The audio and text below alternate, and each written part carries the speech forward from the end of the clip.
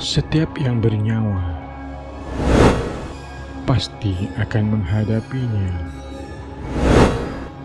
Sakit yang tiada tara, umpama libasan pedang yang merobek ke seluruh badan.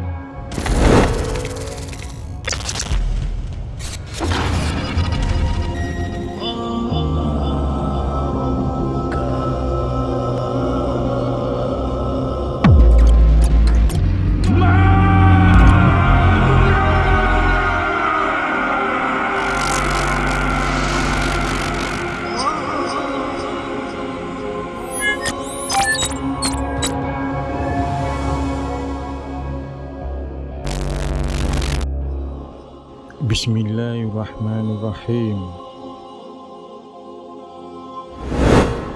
Assalamualaikum warahmatullahi wabarakatuh. Alhamdulillah, segala puji bagi Allah Subhanahu wa Ta'ala, Tuhan semesta alam. Selawat serta salam ke atas junjungan teragung Nabi Muhammad sallallahu alaihi wasallam dan ke atas ahli keluarga serta mereka yang mengikuti jejak langkah baginda sallallahu alaihi wasallam hingga ke hari kiamat. Sahabat yang dimuliakan, semoga sehat sejahtera hendaknya walau di mana anda berada dan sentiasa di bawah lindungan serta rahmat Allah Subhanahu wa Ta'ala. Sakaratul maut adalah peristiwa dahsyat yang akan dialami setiap manusia ketika diambang kematian. Situasinya sangat pedih dan amat menyakitkan.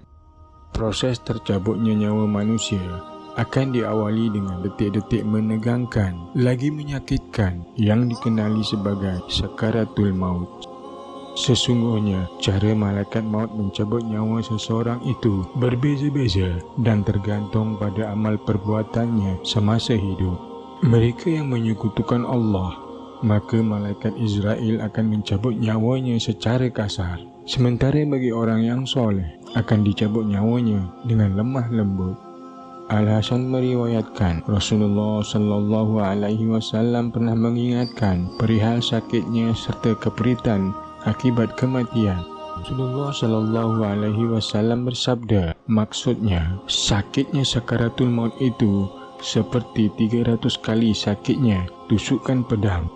Hadis riwayat Ibnu Abi Ad-Dunya. Baginda juga bersabda bahawa kematian yang paling ringan ibarat sebatang pohon penuh duri yang menancap di selembar kain sutera. Apakah batang pohon duri itu dapat diambil tanpa membawa sekali bahagian kain sutera yang tersobek? Hadis riwayat Imam Bukhari.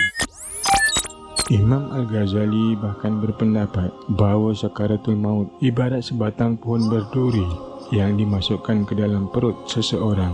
Kemudian ia ditarik keluar dengan sekuat-kuatnya sehingga ranting itu pun membawa semua bahagian tubuh yang tersangkut padanya dan meninggalkan yang tersisa. Imam Al-Ghazali mengutip athar Al-Hasan mengatakan, demi Allah, seandainya jenazah yang sedang ditangisi dapat berbicara seketika lalu menceritakan pengalaman sakaratul mautnya, nescaya kalian akan melupakan jenazah tersebut dan mulai menangisi diri kalian sendiri.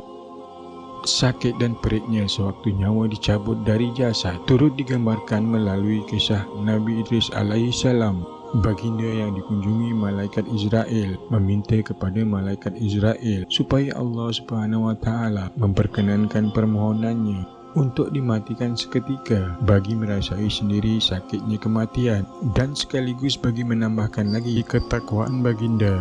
Dengan izin Allah Subhanahu wa Ta'ala, malaikat Israel mencabut nyawa Nabi Idris alaihissalam. Sesudah itu beliau wafat yang kemudiannya dihidupkan semula. Lalu malaikat Israel bertanya, bagaimanakah rasa mati itu? Nabi Idris alaihissalam menjawab, 1000 kali lebih sakit dari binatang yang disiat kulitnya hidup-hidup. Malaikat Israel memberitahu, caraku yang lemah lembut itu baru kulakukan terhadapmu.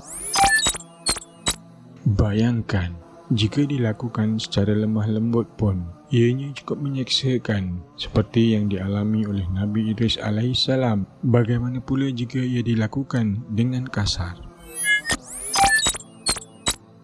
Allah Subhanahu wa taala berfirman, maksudnya, kalau sekiranya kamu dapat melihat malaikat-malaikat mencabut nyawa orang-orang yang kufur, seraya memukul muka dan belakang mereka, serta berkata, rasakanlah olehmu siksa neraka yang membakar, nescaya kamu akan merasa sangat ngeri. Surah Al-Anfal ayat 50.